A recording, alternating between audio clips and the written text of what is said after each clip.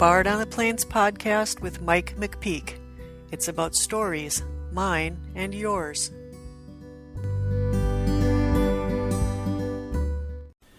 On a previous episode, I had said my dad was a taskmaster. That wasn't fair. He took work seriously. He had to. I'm going to read from a story that my sister Lois Peterson had written about Dad for her genealogy research. Orvin was born in Hague Township, Clark County, South Dakota, the third of four children born to Ben and Ethel. Ben died when Orvin was 8, and money was tight for the little family. On his deathbed, Ben asked his friend Frank Black to look after his family, and Frank did so by marrying Ethel a few months later and moving the family to the Dry Lake area northwest of Willow Lake. Orvin attended high school in Willow Lake, often walking across the frozen lake in winter to do so. When Orvin's stepfather died, he dropped out of school to help at home, but finished high school the next year and graduated the same year as his younger brother Shirley. After graduation, with the nation still in the throes of the Great Depression, Orvin joined the Civilian Conservation Corps, a conservation and relief program established by President Franklin D. Roosevelt in 1933 to provide training and work for young single men. It paid $30 a month, $25 of which was sent home to the family. Orvin was a clerk in the CCC camp store in the Black Hills and also worked in Wind Cave National Park. He witnessed the launching of a record-setting helium balloon into the stratosphere from the Strato Bowl on November 11, 1935. After his stint in the CCC, Orvin returned to Willow Lake and farmed with his mother and his brother Shirley. In 1945, he married a young widow with 2 young sons, and after renting farms for a couple of years, bought a half section of land in Hague Township. Orvin and Margaret worked hard. The farm grew to a little over 1,000 acres. Orvin was active in church, serving as treasurer for several years. Township activities, including weed control, was a member and officer of the Clark County chapter of the National Farmers Organization, and was secretary for the local phone system when it was installed in 1960. In 1976, he installed one of the first solar heating systems in South Dakota.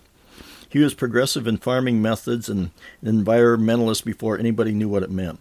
He died suddenly in 1979 during a surgery for prostate cancer. So you can see from an early age, Dad had to work to help his family survive. So working was the only thing he really knew growing up. He always had this sense of responsibility to his family and to his community that he took very seriously. Him and I would get into arguments about this quite often. With him being such a good father and making sure that I was taken care of, I never really saw the need or necessity for the hard work that he did. When I hit my teenage years, I wanted some freedom to go out and do things. And to be fair, I did get some freedom, but he always wanted me to stay home and help him with chores and do field work. For 2 years, I wrestled on the Willow Lake wrestling team. This meant I had to stay after school for practice. Dad didn't like this because he wanted me to stay home and help with chores. He was getting into his late 50s, and all the years of hard labor were starting to take a toll on his body, and he wanted me there to help take some of the burden off of him, which was fair because he had worked hard all of his life and wanted to start slowing down a bit.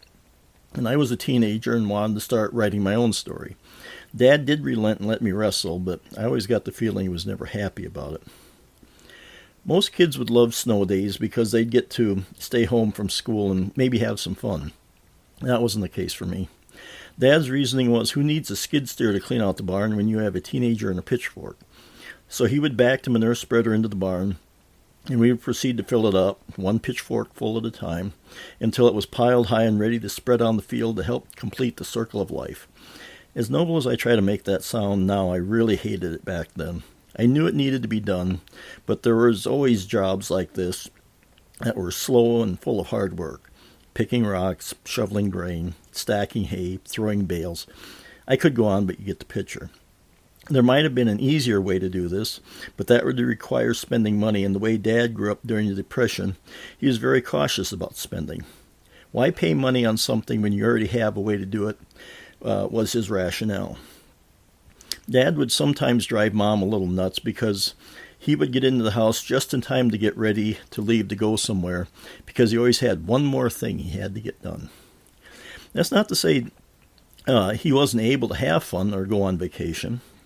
Every once in a while during the summer, we would head off to one of the local lakes in the evening and do a little fishing. We weren't really fish eaters, but there was something relaxing about casting the line in the water and then sitting and waiting for a nibble so you can hook the fish and reel them in. He also liked to go out and drive. We would just be driving and he would see this road, which might not be more than just a trail in the dirt, and he would say, "Let's see where this goes." There was more than once he had to drive backwards to get out of a place because there was no room to turn around. But he still wanted to see what was down this path. But even while he was doing this, he was still working in a way because he was always looking to see how somebody else was farming. Or with him being the township weed supervisor, he was seeing to see if there was any noxious weed infestations that he had to deal with. And we did go on vacation once in a while. There was always our annual pilgrimage to Minneapolis to visit my sister and her husband and take in the Minnesota State Fair. Again, this was a little work-related because he would be checking out farm equipment. But we still did enjoy ourselves, and there were memories of this that I still recall. Whenever I smell pine sawdust, it takes me back to the Alice Chalmers tent.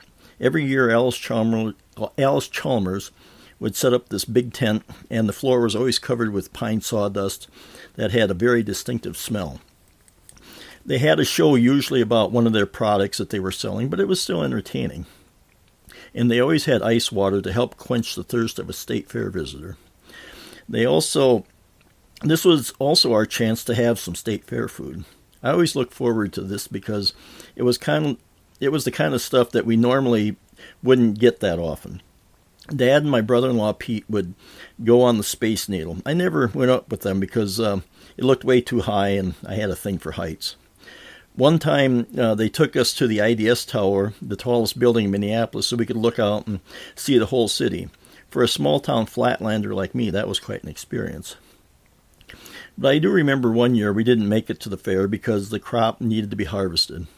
With a late planting season and lots of rain, the crops were ready to be harvested when it was time to go to Minneapolis. Since farming was our sole source of income, obviously we had to stay and combine the grain.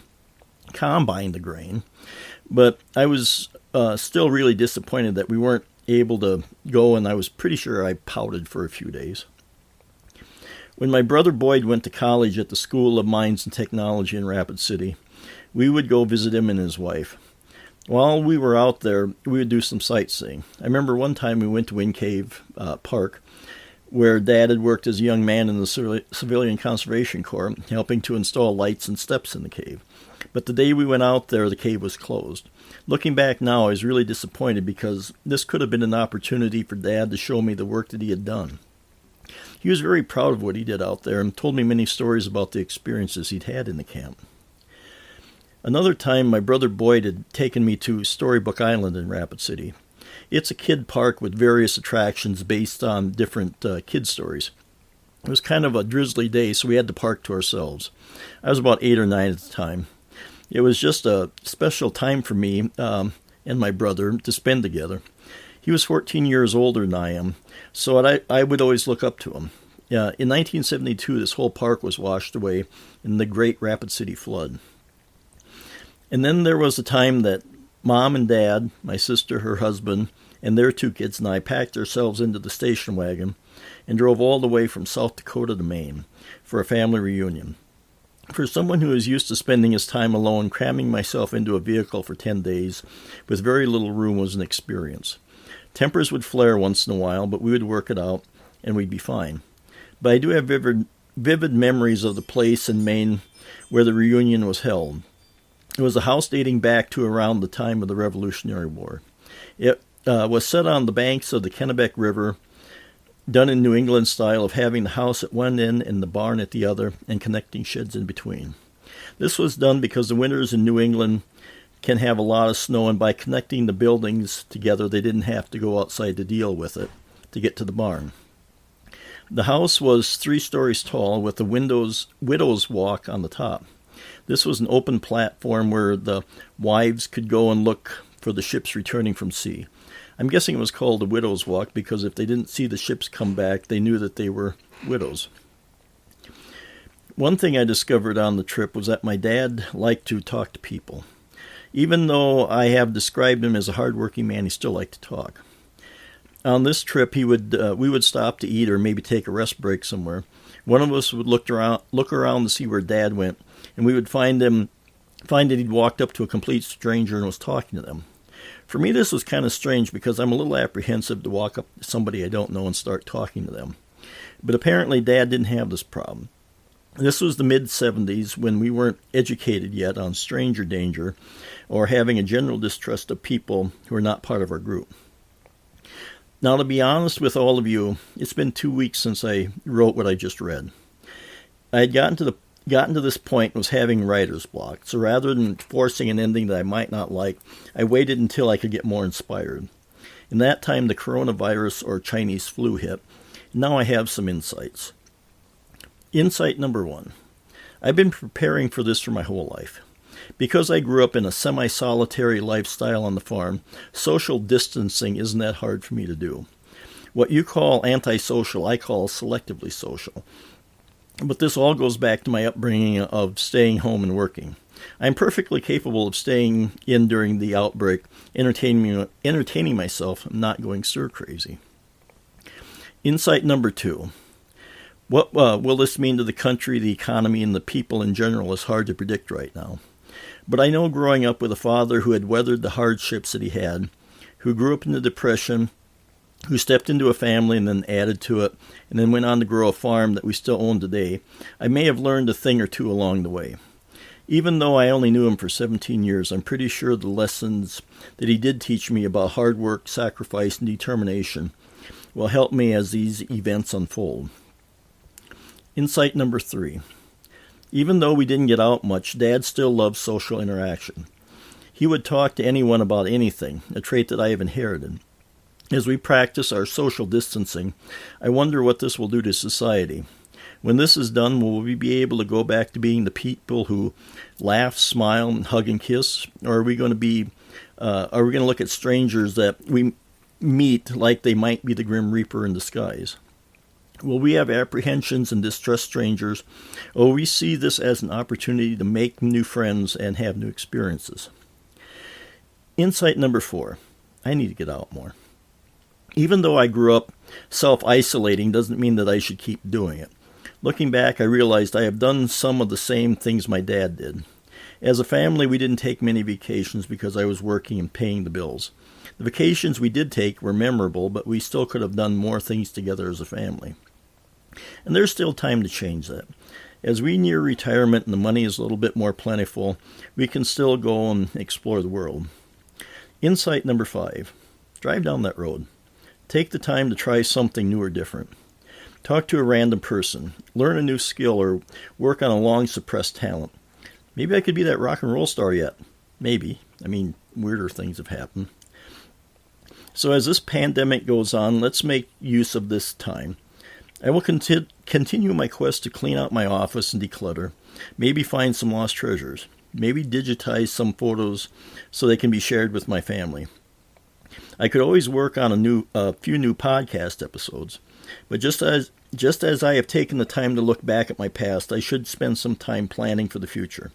Plan a vacation. Spend some time with friends and family. Where can I find the nearest nerd convention?